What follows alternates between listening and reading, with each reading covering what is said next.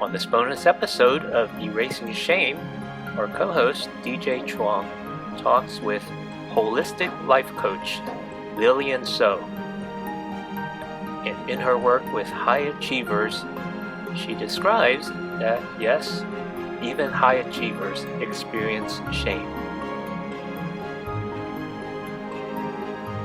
On this episode of Erasing Shame, I'm joined with Lillian So, who is up in San Francisco Bay Area. I'm down here in Orange County. We are staying healthy amidst the COVID pandemic quarantine. And I've gotten to know her over the past couple weeks through the wonders of social media and web and video chat. And she is just such a fascinating person and brings a holistic perspective to living a healthy life. Thank you, Lillian, for joining me on the Erasing Shame podcast. Thank you for having me. I appreciate you welcoming me into your space, and I'm already so very, very grateful to be here. Well, you have such a fascinating story, and we're going to cover a topic that should resonate with Asian Americans because of our family background and cultural values. So you yourself have a background in being a fitness instructor, and then over time you've accumulated so many other skills and brought it together in such an integrated way to be a life coach and so much more. Can you describe that to us so that our listeners and viewers can get to know you? Yeah, absolutely. So I started my career in fitness, and I had a lot of success in fitness. I was a rock star personal trainer. I, created my own group fitness programs. I opened up a studio. I used to manage programs. I used to do all these things. Um, and really, that career journey ultimately started when I was a child because I was constantly uh, ridiculed and shamed. Speaking of shame, right? Just shamed by not even so much my parents, but extended family members about how I was too big, too tall, too this, too that. Why is she eating that bowl of rice? She shouldn't have that. She's going to end up like this. She's going to end up like that. And I legitimately started becoming very conscious and very ashamed of my body, probably by the time I was like 9 years old. And Mm. so I can confidently say that, eating disorder stuff that usually comes up for young women, a little bit later on in junior high and high school and stuff. This started for me when I was like 10, 11 years old at a very young age. And ultimately started because of all of this shaming that I experienced for the way that I looked ultimately, because I just wasn't this like tiny, skinny, Korean thing that I was supposed to be like, on TV or whatever. And so through that, that really catapulted me into becoming very, very self-conscious about, what I eat and what how I look and whatnot. And I got into fitness at a very young age, dieting and all that good stuff. Luckily, I came across sports, and sports was incredibly healing for me. I started So what was the sport of your choice? Yeah, so I started out by playing street ball. I was I was a baller. So I played basketball. Okay. I was a huge basketball player, and then I also played high school softball. And playing sports was really great for me, right? Because athleticism, being fit, being strong, being powerful, like these things were more valued. It wasn't so much about vanity, it was about performance. And fitness and sports really went great together. And because I was already starting to work out and exercising and concerned about these things at such a young age, it really actually helped me excel in sports. So I was, I was a good athlete. Right. So I was very athletic. One city, in high school, going to a Chicago public high school, and things like that. So sports was kind of where some of my healing first started around the shame that I experienced around my body and, what I was born with basically. And so from there, that's when I decided to study exercise physiology and got into fitness and, started my career in fitness started basically when I was a teenager. And yeah, and so I started there and had a lot of success, like I said, fast forward. And um, I always joke about like being like the high achieving Asian that I am. I went all in with all of that. I wanted to study everything. I got all the certifications, was like a huge anatomy nerd and was just crushing it, super successful in that. And at the same time, I was really burning myself out. And Now, so, yeah. if I can ask questions, so you got to learn the whole physiology and anatomy of the human body. hmm Uh, what led you down this path instead of being a doctor? Because that's the much more preferred route for the typical Asian parent. So thank you for asking me that question, because when I was a freshman in college, I wasn't really ever interested in being like a medical doctor. I don't really like blood and things like that. And I was like, and I was just like, oh, I can't. But I That'll heard, do it. Okay. yeah, but I heard that there was a way for you to be a DO, like an osteopathic doctor, a little bit more holistic. And even then, before I even knew about healing modalities and alternative medicine and coaching and all that, even then I was drawn to that. And I remember telling my dad, just in kind of like a passing conversation, I was like, oh, like, Dad, I'm thinking maybe I might do pre med, because I'm already studying all this physiology and biology and stuff. There's this like thing, you could be like a DO. And you're never going to believe this, but my dad was like, he's like, why would you do that? And he's like, why don't you just be a teacher and get summers off? And basically, what I read in between the lines was, why go and do this? All this like work and go to med school and do all this stuff and just like take the easy, safe road out. Just be a teacher, get your summers off. Everybody needs teachers. You'll be safe and secure, is what I really ultimately heard. So it wasn't so much about, in that context, it wasn't so much about like becoming like this great, best, high achieving thing.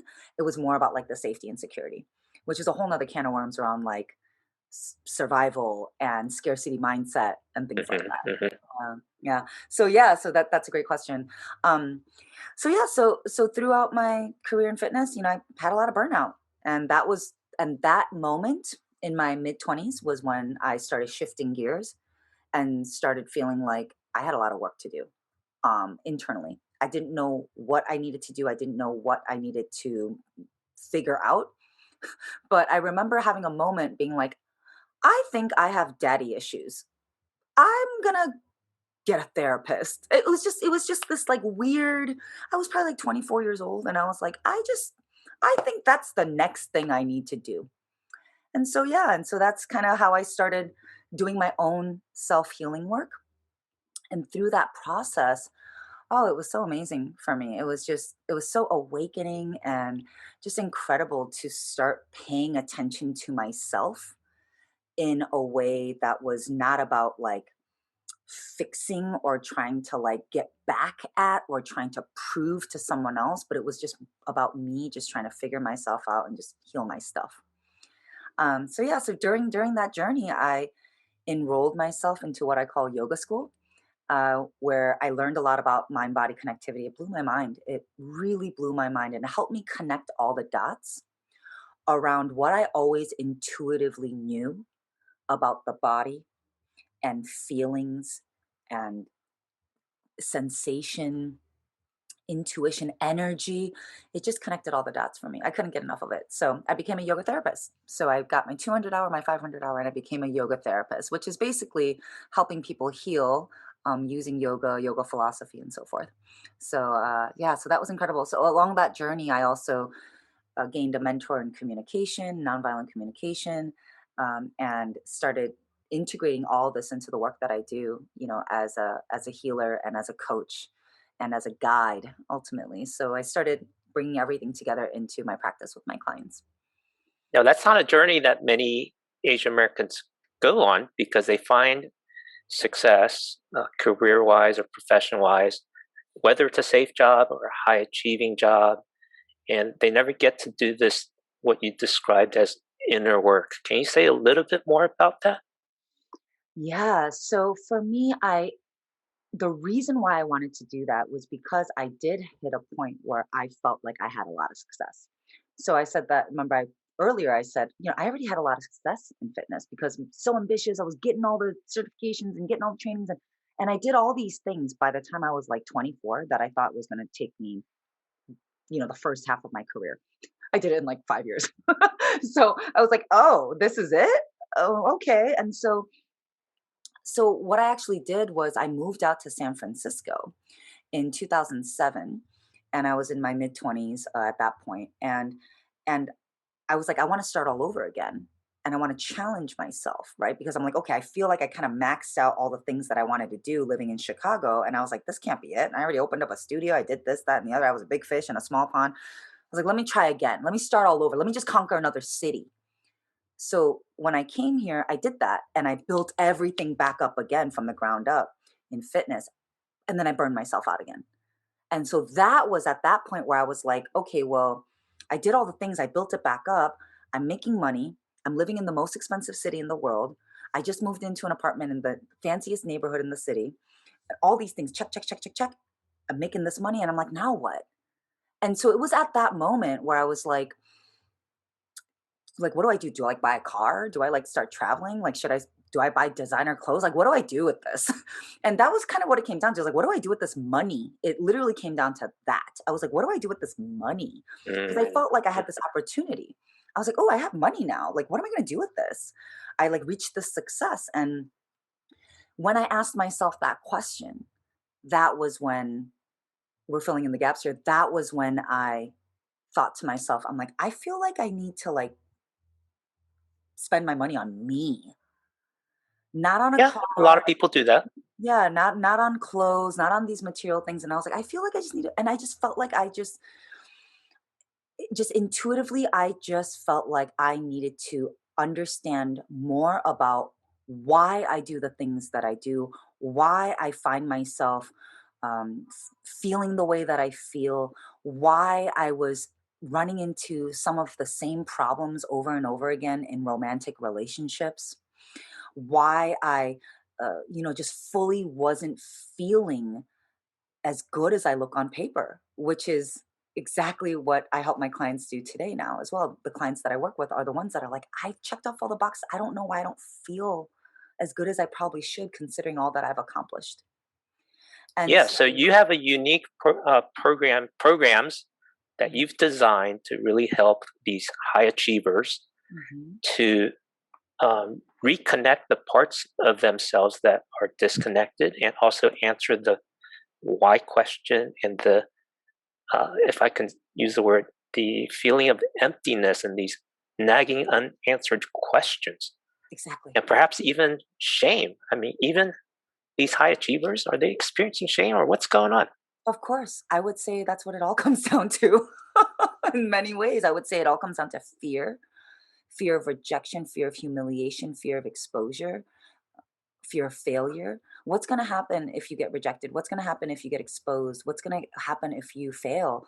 You're going to feel ashamed. You're going to feel humiliated, right? And so I feel like a lot of high achievers, a lot of this overcompensation, right? This high achievement is like, why do we keep overworking? Why do we keep chasing after the next thing? Why do we keep trying to over deliver and feel the need to constantly do more and more and more and more and more?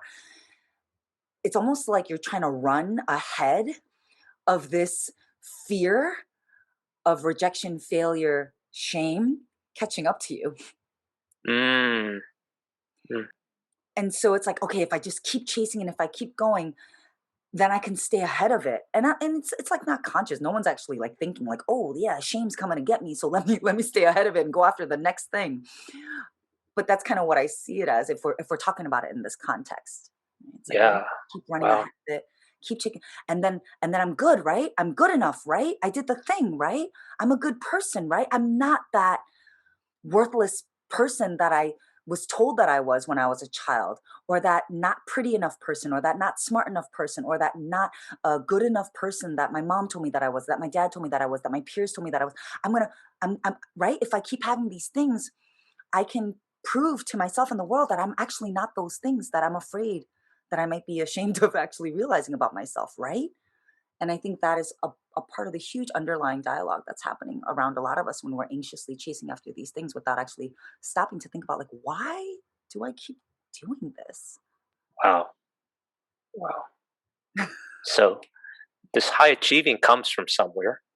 Mhm. Sure, they have high capacity and they have the talent to pull Yep. it off, Yeah. but there's also this emotional drive and inspiration, motivation, sometimes to just beat the next person because they like competition. Absolutely. If they're on top of the hill, then it's got to be a great place to be. And then they find out it's not so great up here. I still have something that's nagging at me. Hmm. Or they try to prove something to a relative or to someone else. They're still in that empty place. And that's when they come to you. So, how do Exactly. you help them through this, through some of your process to erase and to discover That's a great question. feeling better? Yeah. So first I want to say there's absolutely nothing wrong with having high standards. As a matter of fact, I have the highest standards. Like I'm Korean. We are insane. We have very harsh, insane, crazy, epic standards. Okay. And I come from that. And I'm not mad at that. I have incredibly high standards. I'm all about integrity. I'm all about wanting to like over deliver. Like I am that person. Like I want to be my best version of myself. And there's nothing wrong with that. There is no shame in that. I think what we want to explore again is the why. Are we doing this because we are driven by fear? Are we driven Mm, by our shame? Are we doing this? Are we chasing after these things because we are so afraid again of failure, rejection, exposure, humiliation? Or are we doing this because we're truly coming from this inspired place of wow, I can't believe I am capable of these things. I am amazing. Look at what I bring to the table. Look at how mm, look at how incredible I am and the impact that I make, and I can't wait to show my gifts to 100 more people and 1,000 more people because I am so full of my own self-worth and self-love that it's just brimming and overflowing out from the top, and I just have to share this. And I have to, it's my duty. This is my service to the world and to humanity to continue to wow. pour myself out. So it's like, are you coming from that place or are you coming from this place of like, oh my God, I'm afraid they're going to find out I'm a fraud. I'm afraid that they're going to find out that like I'm not good enough. So I better keep running to the top. That's a completely different vibe and energy from, Hmm. oh my God, I cannot. I'm so amazed at my own self. I'm in tears at how incredible I am, and I can't wait to just pour myself into the world. And so Beautiful. I just want to start with that. Now, how do we get to that place? How do we transform from being fear and shame driven to abundance, self-worthiness, and love driven, coming from this place of service and abundance and love? In order to come from that place, first things first, you got to heal yourself. You got to Mhm, heal yourself. You have to heal your own fear. What I always say is the opposite of love is not hate, it's fear. Okay. And so, mhm, if love and abundance is our highest vibration, it's what allows us to go after all the things and go after our potential and pour our service into the world. If that comes from this highest love vibration, the opposite of that is not hate, it's fear. It's fear that I'll be exposed, whatever, fail, all those things, right?